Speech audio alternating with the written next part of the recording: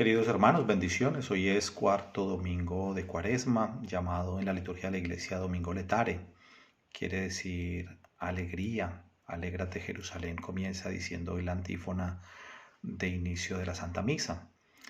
Y el evangelio de hoy es un evangelio también que es motivo de alegría para los corazones, como son todos los textos de la palabra de Dios, pero el de hoy tiene un significado muy especial, muy bello. Es conocido por todos como la parábola del Hijo Pródigo, y podríamos decir también que es la parábola del Padre Misericordioso.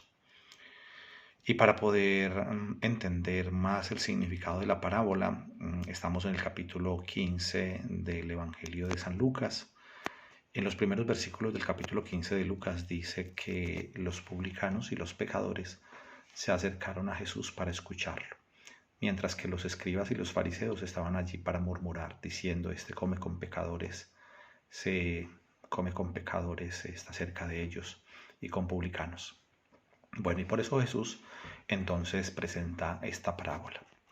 Aquí vemos pues una cosa importante, y es la actitud tan diferente que tienen los dos grupos, el grupo de los fariseos y los pecadores, el grupo de los publicanos y los pecadores están allí para escuchar al Señor, mientras que los fariseos y los escribas, que podríamos decir que son entre comillas las personas buenas, la gente religiosa, están allí para murmurar. Entonces el Señor nos invita a cada uno de nosotros que nos pongamos a la escucha de su palabra. Y Jesús presenta una parábola, la parábola del Hijo Pródigo, Padre Misericordioso. El hijo menor se acerca a preguntarle, a decirle al papá, le dice: dame la parte de la herencia que me corresponde. En la mentalidad bíblica, en la antigüedad, que alguien se atreviera a decirle al padre que le diera la parte de la herencia sin que el padre todavía hubiera fallecido, es decir, había que esperar que muriera el padre. Si alguien se acercaba a decirle al papá que le diera la parte de la herencia, era como decirle en la cara: usted para mí está muerto, yo no quiero nada con usted.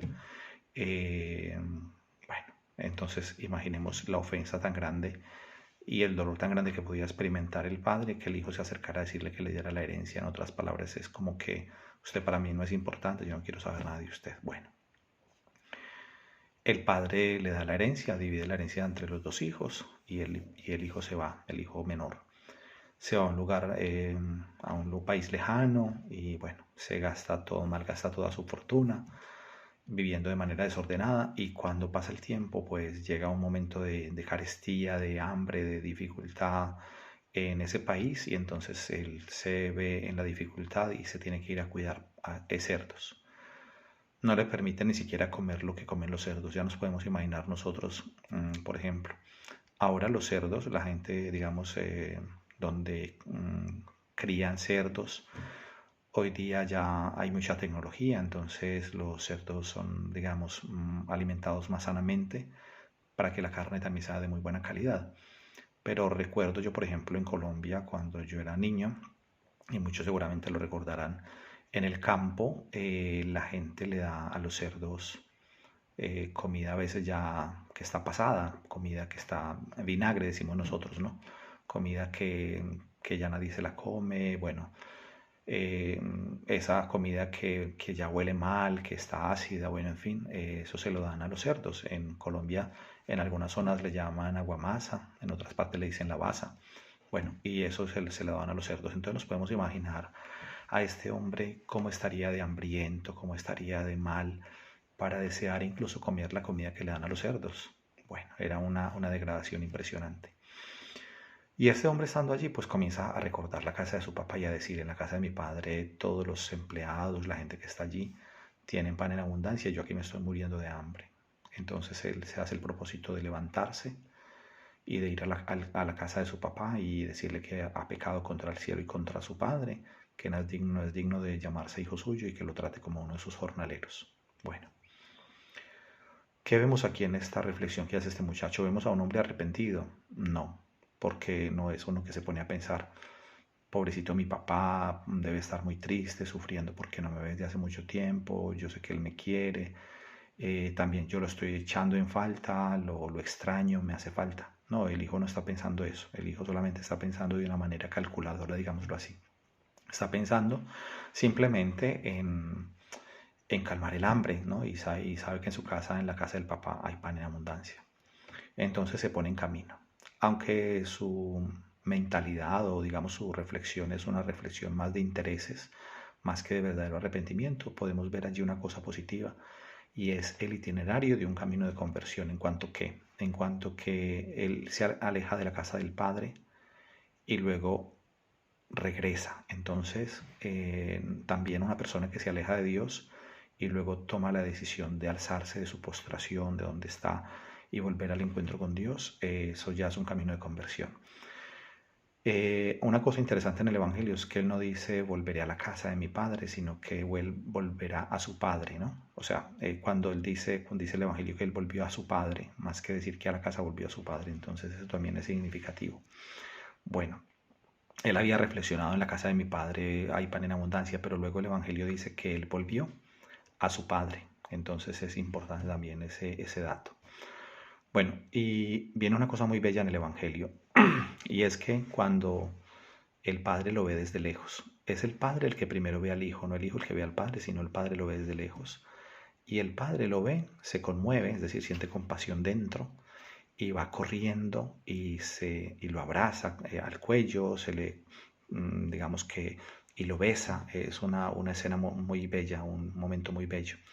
Eso que nos hace pensar que desde el momento en que el hijo se fue de la casa, el padre siempre lo estaba esperando. No pensemos que el papá, pues el hijo se fue y entonces el papá se metió a la casa, cerró la puerta, las ventanas y como que aquí sigue la vida y no pasa nada, no. Si el padre vio al hijo que venía a lo lejos y que el padre no sabía qué día iba a regresar el hijo, significa que todos los días el padre lo estaba esperando. Eso es una parte muy bella en el Evangelio que no la podemos dejar de tener en cuenta. Bueno, el hijo comienza a decirle, Padre, he pecado contra el cielo y contra ti, no soy digno de llamarme hijo tuyo. Pero no termina la frase. Recordemos que el discurso que él había pensado, como que el argumento que él había pensado es, trátame como uno de tus jornaleros. En cambio, el papá no le permite que termine la frase. Es decir, ¿en qué sentido? Que el padre está feliz de encontrar a su hijo. No es uno que ve al hijo y que dice, ah, bueno, pues ahora sí me las va a pagar, ahora sí lo voy a poner en orden. El hijo ni siquiera tuvo que llegar a la casa a tocar la puerta, como a tocar la puerta y el padre a asomarse por la ventana o a ver y decir, bueno, pues ahora sí va a venir aquí y le va a poner normas o reglas, ¿no? El padre en ningún momento le recrimina nada porque el padre está feliz de haber recuperado a su hijo. Bueno, en todo eso tenemos que leer a la experiencia de Dios, que es el padre, y nosotros como el hijo que vuelve, el hijo pródigo. El papá inmediatamente le dice a los sirvientes que traigan un vestido elegante y lo vistan con un vestido nuevo, o sea, que le pongan un buen vestido.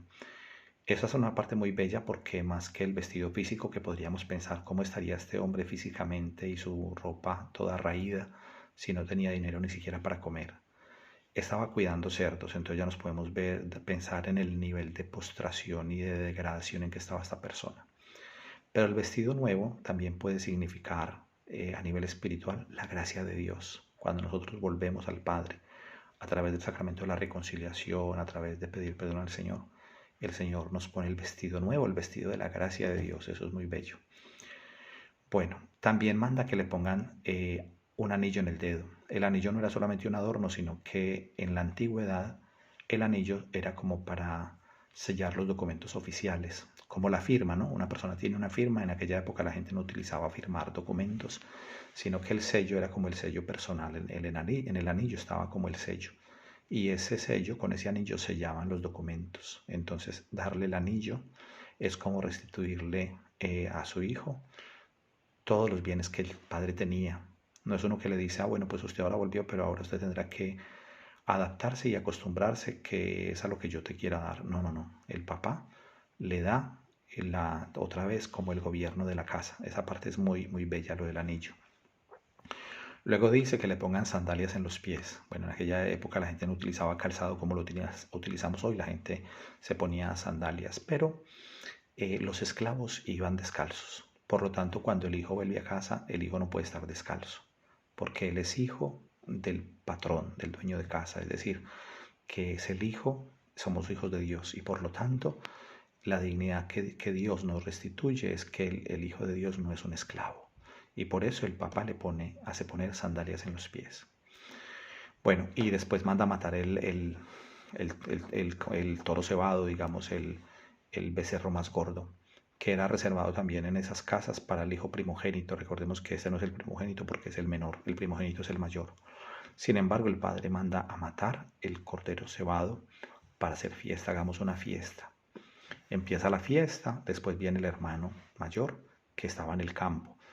Aquí podemos pensar que el hermano mayor es una buena persona, porque está con su padre siempre, no lo ha abandonado, no ha sido tan inconsciente como el hijo menor, no se ha malgastado la herencia. Podemos decir que es un hijo bueno. Pero ¿dónde está el problema de esto? Miremos aquí en la parábola. El hijo vuelve y cuando escucha la música y todo, llama a alguno de los que están ahí en casa y estando afuera pregunta, dice, ¿qué es todo este ruido, esta fiesta? ¿Qué es lo que pasa? Y le cuentan que su hermano ha regresado. Entonces, cuando le cuentan que el hermano ha regresado, él se enfada, ¿no? Se pone bravo, como decimos nosotros en Colombia. No le gusta eso. Y entonces el papá sale como a insistirle de que entre y él no quiere entrar y le está diciendo al papá, pero ¿cómo es posible? Yo he estado siempre aquí a tu lado, te he servido siempre, nunca me has dado un cabrito para comerlo con mis amigos. Y en cambio este hijo tuyo que malgastó todo con prostitutas y dándose la gran vida, ahora viene y tú le matas el cordero cebado y le haces fiesta.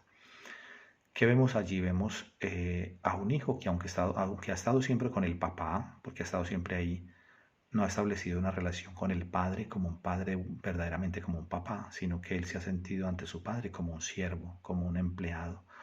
Quiere decir que él no ha establecido esa relación. Entonces nos puede pasar a nosotros con Dios. Podemos pertenecer a la iglesia, ir a grupos de oración, ir a misa, hacer tantas cosas, pero no hemos hecho la experiencia de un Dios que es Padre misericordioso y que nosotros nos sintamos verdaderamente hijos. Bueno. Incluso le dice al padre, refiriéndose a su hermano menor, le dice al padre, ese hijo tuyo, es decir, ni siquiera lo reconoce como hermano, sino que ese hijo tuyo que gastó toda la herencia, malgastó la herencia en prostitutas. Pero la respuesta del padre también es bien interesante del papá. Y dice, este hijo, este hermano tuyo estaba perdido y lo hemos hallado, lo hemos encontrado. O sea que el papá le recuerda al hijo mayor que ese que él está diciendo de esa forma como despectiva, ese hijo tuyo, el padre le está recordando que es el hermano de él, que su hermano le dice, tu hermano, ¿no? Es tu hermano. No sabemos cómo termina la parábola, es decir, la parábola termina ahí, no sabemos qué pudo haber pasado después, si el hijo realmente entró a la casa, el hijo mayor, si se reconcilió con su hermano, si también le dio el perdón, o simplemente se quedó en su amargura fuera de la fiesta. Pero hay una enseñanza para cada uno de nosotros. Nos tenemos que preguntar, bueno, ¿y en esta parábola quién soy yo? ¿Tengo las actitudes del hijo menor? ¿Soy aquel que reconozco mis pecados y vuelvo a la casa del Padre? ¿Pido perdón? ¿O soy el hijo mayor que de pronto estoy ahí y estoy en la iglesia? O bueno, creo estar en una relación bien con Dios, pero de pronto no lo he experimentado verdaderamente como Padre. Al principio de la parábola, antes de comenzar la parábola, recordemos que los publicanos y los pecadores se habían acercado a Jesús para escucharlo. Esos están representados por el hijo menor, porque a pesar de sus pecados son capaces de volver, es decir, de estar atentos a la palabra de Dios.